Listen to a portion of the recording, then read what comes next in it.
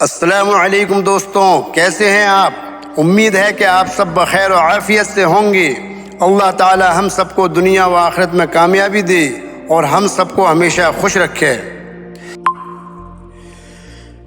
میرے دوستوں، دوپہر کا وقت تھا، گرمی انتہا پر تھی۔ خلیفہ معاویہ بن ابی سفیان دمشق میں اپنے محل میں بیٹھے ہوئے تھے۔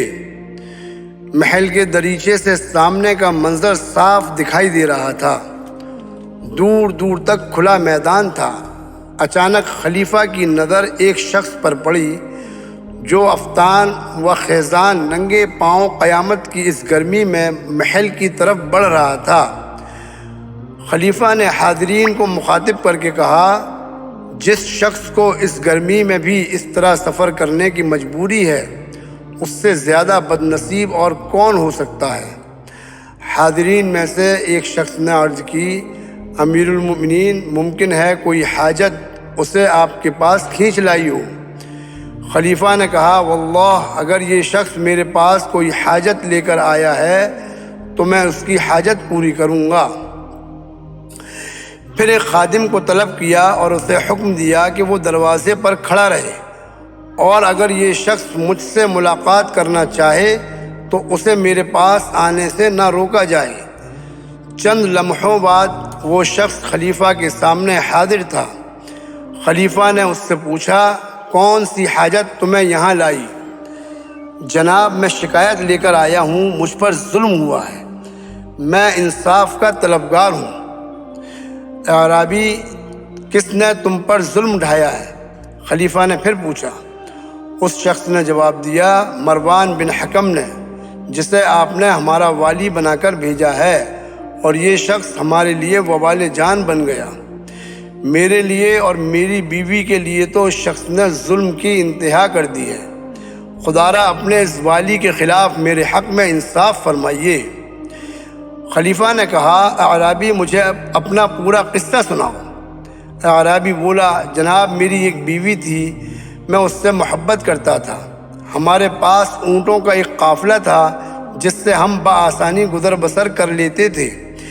پھر یوں ہوا کہ ہمارے علاقے میں قحط پڑ گیا، میری حالت ابتر ہو گئی اور میرے پاس مال و دولت میں سے کچھ بھی باقی نہ رہا۔ میری بیوی سعاد کے باپ کو جب میری اس حالت کی خبر ہوئی تو وہ زبردستی میری بیوی کو میرے گھر سے لے گئی۔ میں نے مروان بن حکم کے پاس شکایت کی۔ مروان نے میری بیوی کے باپ کو بلا بھیجا۔ اس نے مروان کے سامنے غلط بیانی سے کام لیا اور کہا کہ میری بیٹی سعاد اس مفلوق الحال شخص کے پاس رہنے کے لیے رضامند نہیں ہے۔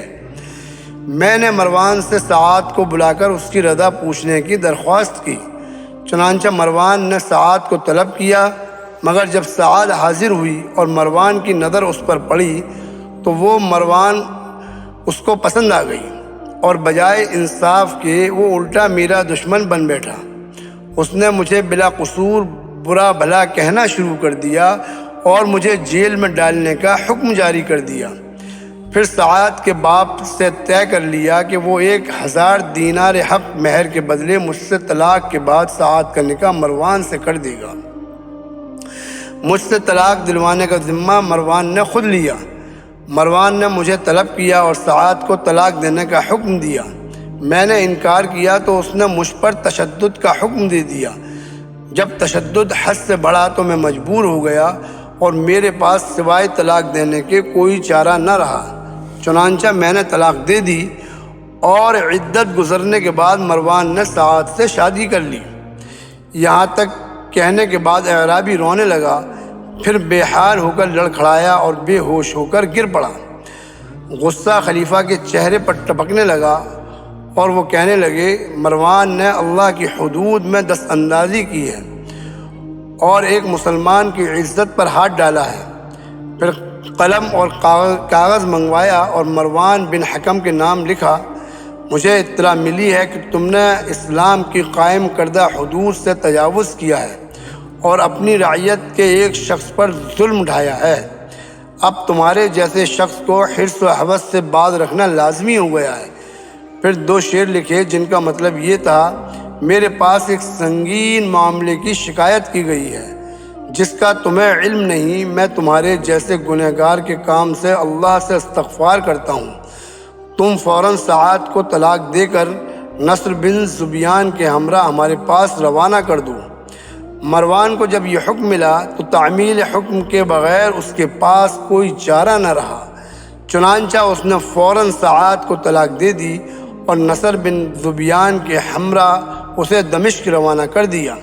ساتھ ہی شاعروں کی زبانی ایک خط ارسال کیا جس میں لکھا تھا: اے امیر المؤمنین، میرے بارے میں جلدی نہ کیجیے، میں اپنے اس فعل پر شرمندہ ہوں اور معذرت خواہ ہوں، مگر آپ جب اسے دیکھیں گے تو آپ کو معلوم ہوگا کہ انسان کی تمام آرزوئیں ایک جسم میں مجسم ہیں۔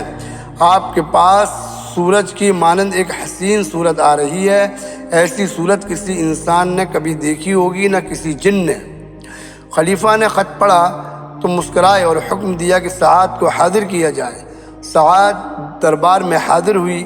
جب خلیفہ کی نظر اس پر پڑی تو واقعی خلیفہ نے محسوس کیا کہ وہ حسن جمال میں اپنا کوئی ثانی نہیں رکھتی۔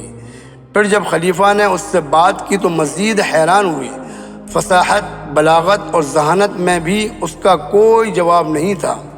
پھر انہوں نے میاں بیوی کے باہمی خلوص کو پرکھنا چاہا اور اعرابی کو مخاطب کر کے کہا: تجھے اس کے بغیر کیوں سکون نہیں آتا؟